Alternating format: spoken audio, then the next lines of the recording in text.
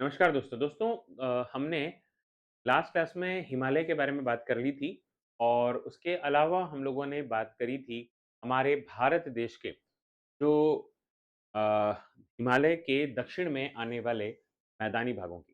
जी हाँ, इसे हम उत्तर का विशाल मैदान कहते हैं। अब हम बात करेंगे आज के इस वीडियो में दक्षिण के पठार की। दक्षिण का पठार दोस्तों जो है ये भारत का सबसे बड़ा भौतिक प्रदेश कहलाता है, जिसका कुल क्षेत्रफल लगभग 16 लाख वर्ग किलोमीटर है। लगभग लंबाई इसकी 1700 और पूर्व से पश्चिम तक जो चौड़ाई है वो 1400 किलोमीटर। इसका जो ढाल है वो उत्तर पश्चिम से लेकर दक्षिण पूर्व की ओर हमें दिखाई देता है। दोस्तों ये जो चित्र आपको दिखाई दे रहा है, ये जो भारत का मैप है, भारत के मैप को अगर आप देखेंगे तो इसमें आपको नजर आ रहा होगा मालवा का पठार, इसमें आपको नजर आ रहा होगा बुंदेलखंड का पठार, इसमें बघेलखंड का पठार, इसके अलावा शिलांग का पठार, छोटा नागपुर, दंडकारण्य, तेलंगाना, कर्नाटका, डेक्कन प्लेटू, ये सब कुछ जो है वो आपको यहाँ पर नजर आ रहा होगा। मालवा के पठार के आसपास वाला जो इलाका है जहाँ पर अरावली आती है, और उसके अलावा हम बात करते हैं सतपुड़ा की और विंध्याचल की, वो भी जो है के आसपास वाला जो क्षेत्र है उन पर भी हम लोग चर्चाएं करेंगे। और मालवा का पठार जो कि राजस्थान में आता है, जिसे हम हाड़ौती का पठार कहते हैं, उसके बारे में भी थोड़ी सी जानकारी प्राप्त करेंगे। तो दोस्तों अगर हम लोग बात करते हैं नदन प्लेन की, तो ये गोंडवाना लैंड का हिस्सा माना जाता है। गोंडवाना लैंड का मतलब ये कि जब ऐसा माना जाता है कि पृथ्वी जो शुरुआत में थी, तो उसके दो पार्ट थे, एक कहलाया पेंजिया और एक कहलाया पैंथालासा। यानी कि जो समुद्री हिस्सा है वो पैंथालासा और जो जमीनी हिस्सा है उसको पेंजिया कहा गया। धीरे धीरे समय अंतराल के बाद में जो जमीनी हिस्सा है वो दो भागों में बट गया, एक कहलाया अंगारा लैंड और दूसरा कहलाया गोंडवाना। तो गोंडवाना लैंड वाला जो हिस्सा है ना, वो माना जाता है, क्या माना जाता है, वो वाला हिस्सा जो है वो नदन प्लेन का माना जाता है। नर्मदा नदी जो है वो वहां पर या उसके आसपास का क्षेत्र सेंट्रल हाईलैंड, और उसके बाद वाला डेक्कन प्लेट्यू, इस तरीके से इसे दो पार्ट में नर्मदा नदी जो है वो दो पार्ट में बांट देती है। उससे ऊपर वाला जो है वो सेंट्रल हाईलैंड और उसके बाद वाला दक्कन प्लेट्यू कहलाता है। यानी कि ये वाला हिस्सा डेक्कन प्लेट्यू, ये नर्मदा है, उससे ऊपर वाला सेंट्रल हाईलैंड हम लोग बोल सकते हैं। अगर हम बात करते हैं सबसे पहले इस पूरे क्षेत्र की, तो ये पूरे क्षेत्र में जो रायसेना हिल्स है आपका, है ना, ये रायसेना हिल्स जो कि दिल्ली में आता है, वहां से लेकर के अगर हम दक्षिण की बात करते हैं, कार्डमम हिल्स जिन्हें कि इलायची की पहाड़ियां कहते हैं, जो केरला में है, वहां तक ये फैली हुई है। पश्चिम में गिर हिमालय से लेकर के, गिर हिल्स से लेकर के राजमहल की पहाड़ियां जो कि झारखंड में है, वहां तक ये पूर्व भागों में चलती है। इस प्रकार से इसका विस्तार जो है वो उत्तर में दिल्ली, नीचे दक्षिण में केरला, इधर पश्चिम में गुजरात और राजमहल की हिल्स तक आ जाता है। अगर हम बात करते हैं अब इसके आसपास के कुछ क्षेत्रों की, तो सबसे पहले हम बात करेंगे अरावली की। अरावली जो है दोस्तों, ये अरावली विश्व की सबसे पुरानी वलित पहाड़ियों में से एक है। यानी कि ये जो अरावली है ना, ये अरावली विश्व की सबसे पुरानी वलित फोल्डेड जो है पर्वत श्रृंखलाओं में आती है। और इसे रेसिडुअल हम लोग बोल सकते हैं। रेसिडुअल का मतलब क्या होता है? रेसिडुअल का मतलब होता है अवशिष्ट पदार्थ, यानी कि बची खुची, जो कि इसका टॉप पॉइंट आप बोल सकते हो रायसेना हिल से, वहां से शुरू होती है और कहाँ तक जाती है, तो गुजरात तक ही पहुंच जाती है।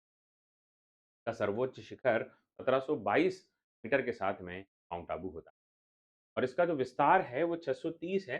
कहीं कहीं पुस्तकों में 692 दे रखा है, इसलिए हमने यहाँ पर दोनों लिख दिया। इसका विस्तार कहाँ से कहाँ तक मानोगे, गुजरात से लेकर के कहाँ तक, यानी दिल्ली जो है वहां तक इसका अरावली का सेंटर। कि थोड़े समय पहले अरावली को हटाने की बात सामने आई थी, कई लोगों ने इसका विरोध किया, और वास्तव में राजस्थान की धरोहर है अरावली। राजस्थानियों ने बहुत पुरजोर पर क्या किया, जो है इसका विरोध किया कि भाई, कि ऐसा कहा गया कि जो छोटे पहाड़ हैं उनका कोई महत्व है नहीं, उनको पर्वतों की श्रेणी में से हटाया जाएगा। अगर ऐसा हो जाता, भारत को अ, यानी कि राजस्थान को खास तौर पर बहुत नुकसान। के बाद में विंध्य पर्वत की बात करें, तो उत्तर और दक्षिण भारत के बीच एक पारंपरिक और प्राकृतिक विभाजक, जो कि ब्लॉक पर्वत के रूप में जाने जाते हैं। ठीक है? और इसकी जो सद्भावना शिखर है, सद्भावना शिखर इसकी सबसे ऊँची चोटी मानी जाती है और उसके आगे कैमूर की पहाड़ी, पारसनाथ की पहाड़ी आपको देखने को मिलेगी, जिसमें जो अमरनाथ अमरकंटक वाला इलाका है, के पास में जो ये अमरकंटक वाला इलाका है, अमरकंटक से एक नदी इस तरफ जाती है जिसे हम नर्मदा कह देते हैं और ऊपर की तरफ जाती है जिसे हम सोन नदी कह देते हैं। बिहार में कैमूर पहाड़ी और झारखंड में पारसनाथ पहाड़ी इसी श्रृंखला का हिस्सा माना जाता है।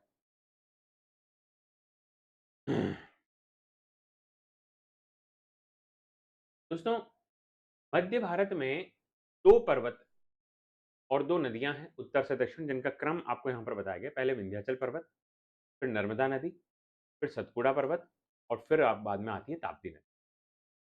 अब विंध्याचल पर्वत जो है उत्तर भारत को दक्षिण भारत से अलग करने का काम करता है। यानी भारत के मध्य में आप मान सकते हैं विंध्याचल पर्वत है, जो कि भारत को है ना क्या करता है अलग करने का काम करता है। किससे अलग करने का काम करता है? तो ये दक्षिण भारत को उत्तर भारत को दक्षिण भारत से अलग करने का काम, उत्तर भारत की नदियों को भी दक्षिण भारत से अलग करने का काम करता है और ताप्ती नदी के दक्षिण में स्थित पठार महाराष्ट्र का पठार कहलाता है ना क्या कहलाता है? कि महाराष्ट्र का पठार कहलाता है। उसके बाद अगर हम लोग थोड़ा-सा और आगे चलते हैं, तो देखिएगा कि आगे आती है एक पर्वत श्रृंखला जिसका नाम है सतपुड़ा और नर्मदा और ताप्ती नदियों के बीच में स्थित एक ये महत्वपूर्ण ब्लॉक पर्वत है। ताप्ती नदी का उद्गम स्थल मध्य प्रदेश के मुल्ताई नगर में सतपुड़ा पर्वत श्रृंखला से होता है। दोस्तों, अगर हम बात करते हैं ताप्ती नदी की, तो यहाँ पर ये ताप्ती नदी वाला आपको क्षेत्र नज़र आ रहा है। मैं बैतूल डिस्ट्रिक्ट आपको एमपी में है, वहाँ से जो सतपुड़ा पर्वत श्रृंखला है, वहाँ पर ये निकलती है मुल्ताई की पहाड़ियों से, मुल्ताई नगर के यहाँ से और इसके नीचे अजंता, सतमाला और हरिश्चंद्र जैसी छोटी पहाड़ियाँ और देखने को मिलेंगी और जो ये आपका सतपुड़ा है ना, वहाँ पर राजपीपला, महादेव, मेकाल आपको देखने को मिलेगा और अमरकंटक के यहाँ गंगा नदी निकलती है, तो ये बात हम पहले ही कर चुके हैं। इसकी यानी कि सतपुड़ा की सबसे ऊँची चोटी का नाम अगर पूछा जाए, ध्यान रखेंगे धूपगढ़ है। क्या है? धूपगढ़ है जो 1352 मीटर की। उसके बाद अरावली हो गई, विंध्याचल की बात कर ली, सतपुड़ा की बात कर ली। अब हम भारत के बात करते हैं पश्चिमी घाट की और इस पश्चिमी घाट में उत्तर से दक्षिण तक की अगर मैं बात करता हूँ, तो साल्हेर जो है वो पर्वत श्रृंखला की चोटी है, महाराष्ट्र में आती है जो सह्याद्री पर्वत का हिस्सा है। सह्याद्री पर्वत पर ही कलसुबाई है जो कि महाराष्ट्र की सबसे ऊँची चोटी मानी जाती है। सह्याद्री पर्वत श्रृंखला पर ही महाबलेश्वर है जो कि महाराष्ट्र में है। एक नदी भी निकलती है, नदी का नाम हम बाद में आपसे बात करेंगे जब नदी पढ़ेंगे। कुद्रेमुख, कुद्रेमुख पर्वतमाला पर ही है। कुद्रेमुख का मतलब होता है घोड़े का मुख। चंद्रद्रोणा पर्वत पर मुलायनगिरी है जो कि कर्नाटक की सबसे, ब्रह्मगिरी पर ब्रह्मगिरी है। नीलगिरी, नीलगिरी में डोडा बेटा नाम की सबसे ऊंची चोटी है और नीलगिरी पहाड़ी की सबसे ऊंची चोटी मानी जाती है और अन्नामलाई जो है उस पर एक चोटी है अन्नाई मुड़ी के नाम से जो केरला में आती है और 2695 मीटर के साथ में सबसे जो नीलगिरी है ना, ये ऐसा माना जाता है कि ये जो पश्चिमी घाट और पूर्वी घाट है उसको मिलाने का काम कोई अगर करती है, वो पहाड़ी का नाम है। अन्नामलाई वगैरह थोड़ा-सा उसमें नीचे और भी हैं।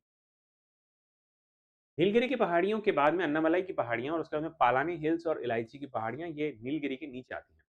है ना? यहाँ पर अगर इस फ़ोटो में देखें अगर हम, देखिएगा यहाँ पर अन्नामलाई की पहाड़ियाँ, पालानी हिल्स और कार्डमम हिल्स और आपको देखने को मिलेंगी। लेकिन, है ना? लेकिन क्या है कि जैसे मान लीजिए भारत है ना, भारत में यहाँ पर ये नीलगिरी की अगर पहाड़ियाँ हैं, नीलगिरी की पहाड़ियाँ यहाँ से दोनों को टच करती हैं लेकिन यहाँ पर है ना 2-3 पहाड़ियाँ नीचे और भी हैं, जिनके नाम आपको क्रम से दे रखे हैं, अन्नामलाई, पालानी और कार्डमम। कार्डमम हिल्स जो है बेसिकली इज़ इन केरला। पश्चिमी घाट पर्वत गुजरात में ताप्ती नदी के दक्षिण से लेकर कन्याकुमारी तक फैला हुआ है लगभग 1600 किलोमीटर के पास और पश्चिमी घाट पर्वत की सबसे ऊंची चोटी अन्नाईमुडी है और ये अन्नामलाई पर्वत की पश्चिम घाट की सबसे ऊंची चोटी का नाम है दोदा बेटा जो अभी हमने बात करी और 2639 मीटर की है। ये जो आपको पोर्शन यहाँ पर दिख रहा है ये नीलगिरी है दोस्तों और नीलगिरी जो है वो तीन मुख्य तौर पर यहाँ पर तीन जगहों पर है, तीन जगहों पर है यानी कि तीन राज्यों में कर्नाटका, केरला और तमिलनाडु। तमिलनाडु में सबसे ज़्यादा है, फिर केरला, फिर कर्नाटका और बायोडायवर्सिटी के लिए फेमस है। 1986 में यूनेस्को लिस्ट में शामिल कर दिया गया था। ये बात भी ध्यान रखने वाली बात है। नीलगिरी जो है ये बायोस्फीयर रिजर्व भी है। Shola forest are found in the higher elevation hill region of the Nilgiri. जो नीलगिरी है उसमें ऊपरी यानी कि इसके उत्तर साइड में जो फॉरेस्ट पाए जाते हैं इन्हें शोला बोलते हैं, ये बात ध्यान रखिएगा। और यहीं पर है दोदा बेटा तमिलनाडु में, नीलगिरी पर, जो कि तमिलनाडु। ऊटी उदंग मंडलम अगर आपने नाम सुना हो, ऊटी नाम अगर आपने सुना हो, तो ऊटी जो है वो यहीं का है। दोस्तों एक इंपॉर्टेंट बात कि मध्य भारत की तीसरी सबसे ऊंची चोटी गुरु शिखर को माना जाता है, ये बात ध्यान रखना हुई में है। और ऊटी कहाँ पर आता है तो दोदा बेटा में, जो मैं आपसे बात कर चुका हूँ। वेस्टर्न घाट की कुछ दर्रों की भी अगर बात कर ले साथ ही साथ, तो पाल घाट, थाल घाट, भोर घाट, पाल घाट, सिन्नकोटा, ये सारे के सारे आपके कहाँ पर आते हैं, इस पश्चिमी घाट पर। पाल घाट महाराष्ट्र में है, जो मुंबई से दिल्ली के बीच में कनेक्शन देता है। थाल घाट मुंबई से नासिक, जो कि खुद महाराष्ट्र में। भोर घाट भी महाराष्ट्र में है, मुंबई से पुणे जाने का रास्ता। पाल घाट केरला में आ जाता है नीचे की तरफ, और सिन्नकोटा भी केरला में आ जाता है। जो कोची, ये पाल घाट तो कोचीन को कोयम्बटूर से, और ये तिरुवनंतपुरम से मदुरई जाने का रास्ता बनता है। अगर हम बात करें ईस्टर्न घाट की, तो ईस्टर्न घाट में उड़ीसा में गडजात हिल्स और महेंद्रगिरी हैं, जो कि का हिस्सा माना जाता है। आंध्र प्रदेश में नल्लामला, वेलिकोंडा, पालकोंडा, चचलम, और तमिलनाडु में जावदी, शेवराय और तिरुमलई जो है वो आपको देखने को मिलती है। दोस्तों पूर्वी घाट पर्वत में अगर हम बात करते हैं तो तमिलनाडु महानदी से लेकर के नीचे तमिलनाडु वाला जो नीलगिरी का एरिया है वहां तक ये है। और इसमें अगर चार पहाड़ियों का क्रम देखें तो नल्लामलाई, पालकोंडा, जावदी, शिवराय, ये क्रम में परीक्षा में पूछा जाता है कई बार, इसलिए यहाँ पर लिखा गया है। नल्लामलाई आंध्र प्रदेश में, पालकोंडा आंध्र प्रदेश, जावदी और शिवराय जो है वो तमिलनाडु में आता है, ध्यान रखें, है ना। ये देखो नल्लामला, पालकोंडा कहाँ पर आ रही है, आंध्र प्रदेश में। और जावदी शेवराय जो है वो कहाँ पर दे रखी है आपको, वो दे रखी है नीचे तमिलनाडु। तो सीक्वेंस थोड़ा सा इनका ध्यान रखिएगा कि स्टेट में किसमें आ रही है, उससे हमें थोड़ा सा आइडिया यहाँ पर लग जाता है। अगर उसके बाद में इंपॉर्टेंट अगर प्लेट्यूज की बात कर लें तो हाड़ौती प्लेट्यू, मालवा प्लेट्यू, बघेलखंड और जो आपका बुंदेलखंड पठार है, ये एक ही यूनिट आप मान सकते हो। और जो एमपी और उसके आसपास का एरिया है, छोटा नागपुर का एरिया आपके झारखंड के आसपास पड़ता है। मेघालय वाला इलाका, मेघालय शिलोंग का पठार जिसको बोलते हैं, मेघालय में आता है। दंडकारण्य छत्तीसगढ़ का हिस्सा है। और डेक्कन प्लेटू उसके अलावा जो बच जाता है उसको डेक्कन प्लेटू में आप काउंट करते हैं, जिसकी चर्चा हम लोग करेंगे। हाड़ौती का पठार, देखो अगर अब क्वेश्चन पूछा जाए, अगर मान लो क्वेश्चन आता है कि पश्चिम से पूर्व में क्या है, तो हाड़ौती पहले राजस्थान वाले क्षेत्र में आएगा, तो हाड़ौती, फिर मालवा, फिर छोटा नागपुर, क्योंकि वो बिहार झारखंड को टच कर रहा है, और फिर मेघालय, है ना। ये बात थोड़ी सी ध्यान रख लेना। अब बात आती है कि पठार हम कहते किसको हैं। तो दोस्तों पठार क्या होता है, तो पर्वत के बाद में पहाड़ और मैदान के बीच का हिस्सा, जो ऐसे लगता है कि हमने टेबल को ऐसे ऊपर से काट दिया है ना, इस प्रकार का हिस्सा, जो कि ना तो पर्वत है, ना पहाड़ है, ना मैदान है, यानी कि पहाड़ से छोटा हिस्सा और मैदान से ऊपरी हिस्सा अगर होगा तो उसे हम पठार का नाम दे देंगे। तो हम पठार का नाम दे देंगे। और इसकी जो उत्पत्ति है ना दोस्तों, की जो उत्पत्ति है ना, मैंने जैसे आपको बताया था, गोंडवाना लैंड से त्रिभुजाकार है, गंगा यमुना के मैदान के दक्षिण में है, 600 से 900 मीटर और 1600 से 1400, ये लगभग इसकी चौड़ाई, लंबाई और चौड़ाई बैठती है। पठार बहुत ऊंचा समतल भूभाग है जो मैदान से ऊंचा परंतु पर्वतों की तरह नुकीला नहीं होता है, और उसे ऊंचा समतल मैदान भी कहा जाता है।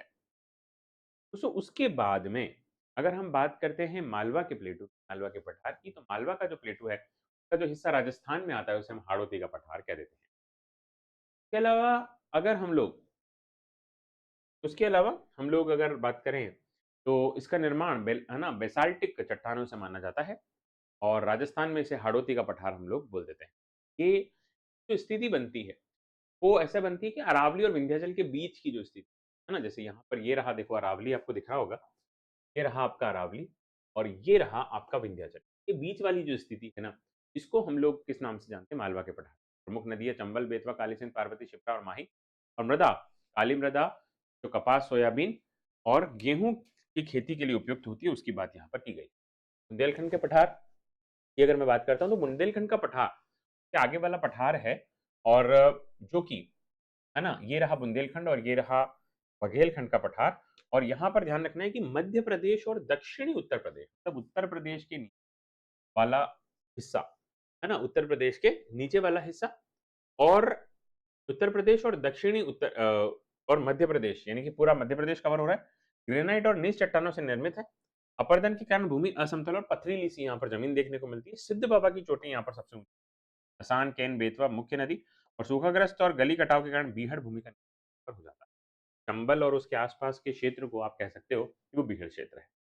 बघेलखंड का पठार मध्य प्रदेश और छत्तीसगढ़ वाला जो इलाका, मतलब इधर अगर आ जाते हो आप, तो ये वाला जो इलाका है आपका, ये किसमें काउंट होता है?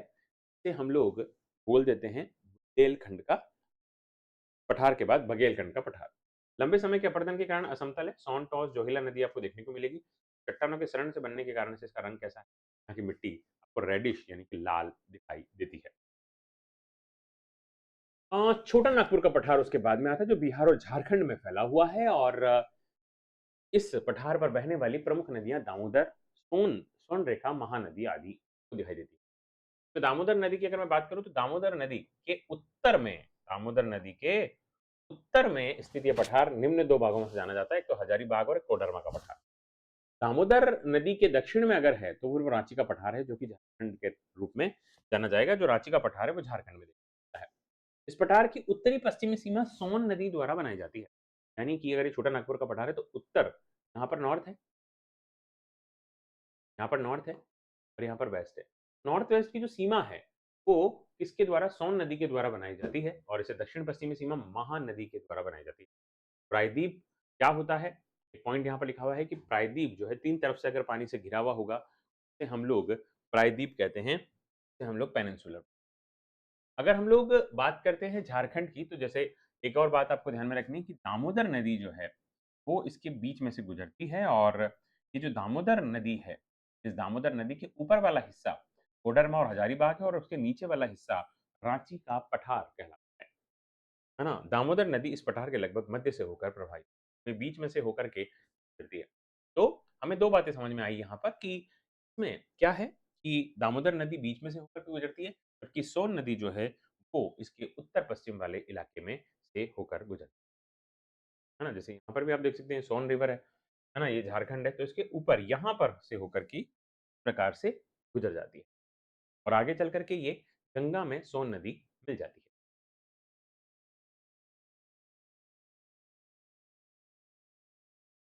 छोटा नागपुर का पठार भारत का सबसे खनिज संपन्न पठार है। बॉक्साइट, तांबा, टंगस्टन, क्रोमियम, सीसा, जस्ता, कोयला, चूना पत्थर, इमारती पत्थर को मिलता है। विद्युत की सबसे चालक जो है, यानी कि अच्छा कंडक्टर जिसको माना जाता है, वो सिल्वर है, और माइका यानी अभ्रक जो है वो सबसे ज्यादा कूचा माना जाता है। नागपुर का पठार का विस्तार झारखंड, पश्चिम बंगाल, उड़ीसा और थोड़ा बहुत बिहार में भी देखने को मिल जाता है। दक्कन के बाद भारत का दूसरा सबसे बड़ा पठार अगर हम किसी को बोल सकते हैं, वो छोटा नागपुर का पठार। 700 मीटर की इसकी ऊंचाई है, और सर्वोच्च ऊंची चोटी पारसनाथ है, जो एक प्रमुख जैन स्थल माना जाता है, तीर्थ स्थल के रूप में ये माना जाता है। जैन तीर्थ स्थल के रूप में जो है पारसनाथ को माना जाता है, जो कि सबसे ऊंची जाती है इस क्षेत्र की। और प्रमुख नदियां स्वर्णरेखा, दामोदर, बैतरणी, ब्रह्मणी नदियों का उद्गम स्थल है, और जमशेदपुर यानी स्टील सिटी, बोकारो, धनबाद जैसे प्रमुख औद्योगिक क्षेत्र जो है वो आपको ये दामोदर नदी जैसा मैंने बताया।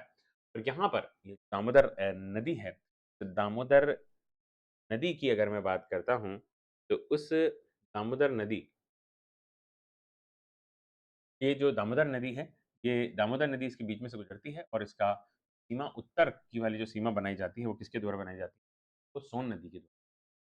छोटा नागपुर की खनिज संपदा की अगर मैं बात करता हूँ, और अभ्रक जो कि हजारीबाग और कोडरमा में देखने को मिलता है, कोयला जो कि आपको देखने को मिलता है दामोदर नदी बेसिन के आसपास। उसके बाद में बॉक्साइट भी यहाँ पर बहुत ज़्यादा पाया जाता है, इसके थोड़ा दक्षिण में सिंह भूमि में आयरन ऑर वगैरह देखने को मिलेगा, और यूरेनियम भी आपको यहाँ पर दामोदर वैली के आसपास देखने को मिलता है। जादूगोड़ा नाम की जो जगह है वो यहाँ पर आ जाती है। भारत की पहली सबसे महत्वपूर्ण खदान जो है वो हमें यहीं पर देखने को मिलती है।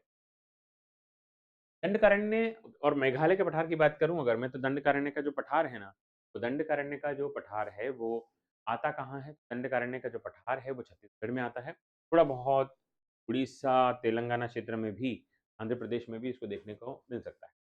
तो ऊंची चोटी का नाम नंदीराज है, और इंद्रावती जो है वो यहीं पर स्थित है नदी के रूप में, और यहाँ पर एक चित्रकूट जलपात पात आपको देखने को। इसके अलावा जनजाति बहुल क्षेत्र धारवाड़ चट्टानों में लोहे के भंडार भी यहाँ पर। मेघालय का पठार क्योंकि मेघालय में आ जाता है इधर।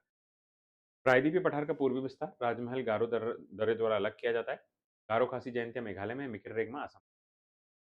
और विशेषता ये है कि विश्व में सर्वाधिक वर्षा वाले स्थान मासिनराम चेरापूंजी यहीं पर है, जिससे आए तो गारो खासी जयंती यानी मेघालय वाला पूरा हिस्सा जो है ना, वो हिमाचल का हिस्सा नहीं माना, हिमालय का हिस्सा नहीं माना जाता है, और मिकर रेंगमा जो है वो असम, जो कि थोड़ा बहुत इसी का ही पार्ट माना जाता है।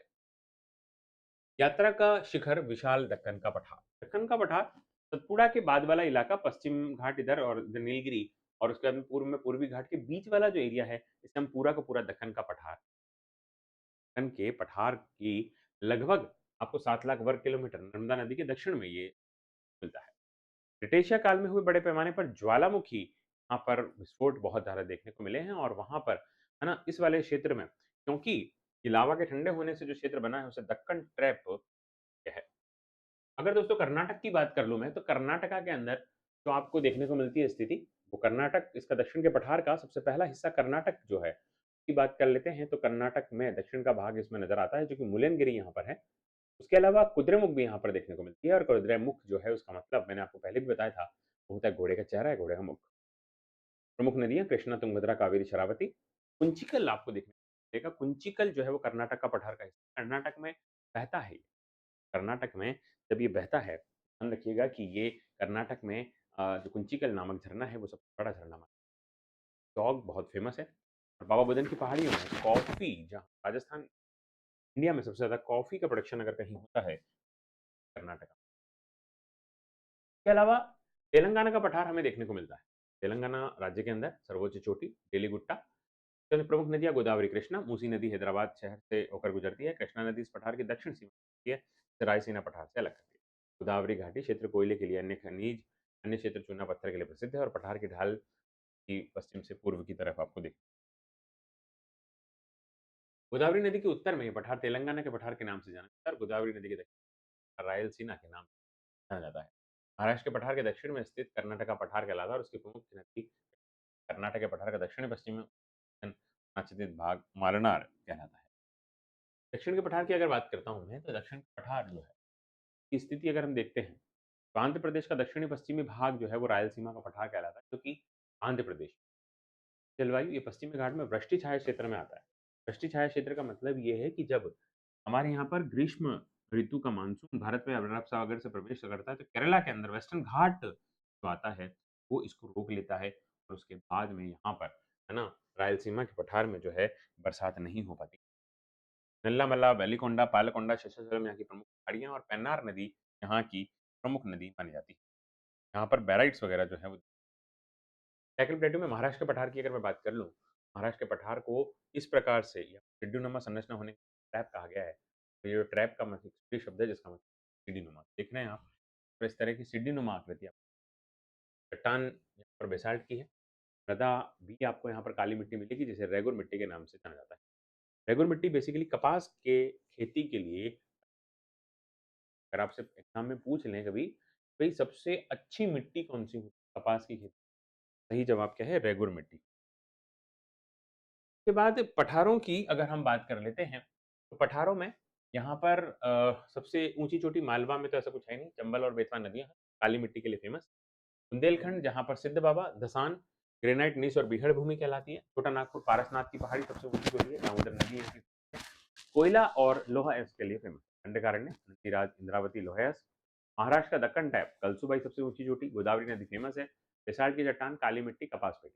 कर्नाटक मुलयनगिरी, कावेरी, कृष्णा, लोहयस और कॉफी के लिए फेमस। इसके अलावा तेलंगाना डोलीगुट्टा जो है वो बड़ी चोटी है, और गोदावरी और कृष्णा, कोयला यहाँ पर फेमस है। रायलसीमा में चोटी तो कोई नहीं, लेकिन हाँ पेन्नार नदी जो है वो इसकी जीवन रेखा मानी जाती है, और बैराइट्स और यूरेनियम को माना जाता है। और वृष्टि छाया क्षेत्र जो है वो रायलसीमा का क्षेत्र है, क्योंकि वेस्टर्न घाट वाला जो इलाका है, वहाँ पर है ना, इसमें क्या हो जाती है, दिक्कत आ जाती है। थार के मरुस्थल की अगर मैं बात करता हूँ, तो थार का मरुस्थल कहाँ आता है? थार का मरुस्थल आता है बेसिकली आपके राजस्थान में। राजस्थान में थार का मरुस्थल जो है, तो हम अलग-अलग भागों में, थार का ये जो मरुस्थल है, मरुस्थल बहुत, समझ लो कि यहाँ का जो जीवन यापन है ना, कठिनाइयों से भरा। पानी की कमी है। पानी की कमी के अलावा यहाँ पर और भी चीज़ें देखने को मिलती हैं, वो ये कि पानी की कमी के अलावा यहाँ पर जो है संसाधन जो हैं इतने ज़्यादा हैं नहीं। फिर भी यहाँ के जो लोग हैं वो कहलाते हैं मारवाड़ी। मारवाड़ियों ने जो है बाहर निकल के भारत में बहुत नाम किया। अगर हम भारत के टॉप अमीर लोगों की बात करें तो उसमें कई सारे मारवाड़ी नाम, है ना? टाटा, बिड़ला ये सब जो आपको देखने को मिलते हैं ये मारवाड़ीज़। दोस्तों और क्या इनमें चीज़ें हो सकती हैं? क्या थार का मरुस्थल है? और उसके अलावा कौन-कौन से भाग हैं? चाहे एरियाज़ की बात हो, चाहे वो द्वीप समूह की बात है, हम और भी करेंगे। आज के लिए यहीं पर विराम देना चाहेंगे। अगले वीडियो में देखिएगा आगे का